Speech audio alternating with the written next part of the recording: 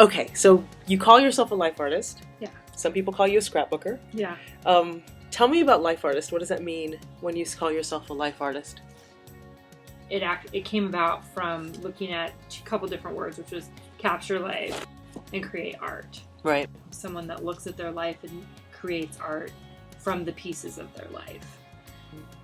Over time now, it's actually more about living an artful life. Mm-hmm. And when I say artful, I don't mean like art, like high art, painting and that sort of thing, but creating a life.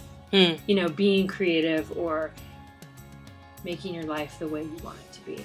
That we have a creative effort involved with that, or a creative essence involved in making our lives be the way that we would like them to be.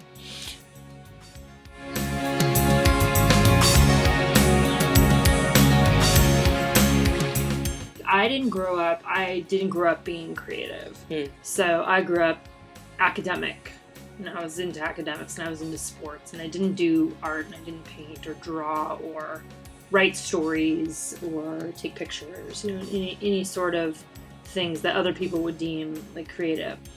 But I really think with creativity, I think that everyone is creative, and part of the reason why I think that is because for me, a lot of creativity is about problem solving. And that I am always amazed at the way that people solve problems. And I look at that as being a creative skill.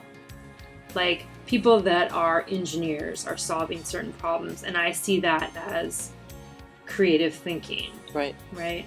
Or musicians are solving problems and putting new things together to create something else. Even when I'm making things, whether it's scrapbook related or mixed media sorts of things, I'm always solving problems in what I'm doing to bring new things together. And sometimes it's solving problems because I'm covering up a mistake that I've made, you know. So it's being able to roll with that a little bit.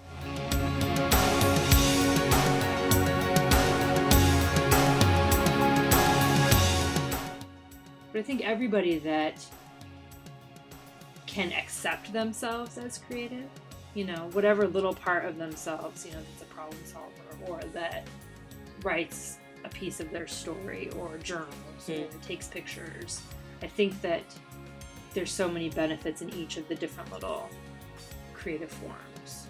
But I think that people crave something else in their lives, and I think that creativity can fill that place for a lot of people.